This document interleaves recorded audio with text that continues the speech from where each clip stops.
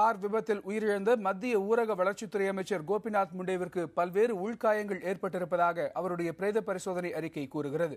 Car மோதிய வேகத்தில் முண்டேவின் ஈரலில் கிழிந்து அதிலிருந்து கொட்டிய ரத்தம் அவரின் வயிற்று பகுதியில் காணப்பட்டதாகவும் மத்திய சுகாதாரத்துறை அமைச்சர் ஹரிஷ்வர்தன் தெரிவித்திருக்கிறார்.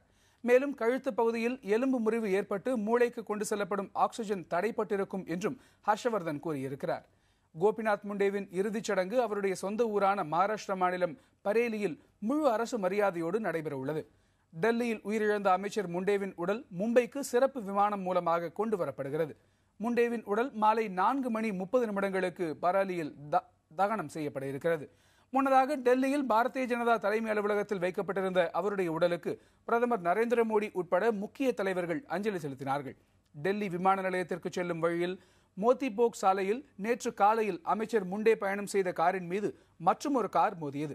இதில் அவருக்கு ஏராளமான உள்காயங்கள் ஏற்பட்டன. இதனைத் தொடர்ந்து அவருக்கு மாரடைப்பும் ஏற்பட்டது. உடனடியாக எய்ம்ஸ் மருத்துவமனையில் அனுமதிக்கப்பட்ட கோபிநாத் முண்டே தீவிர சிகிச்சை வழங்கப்பட்டது.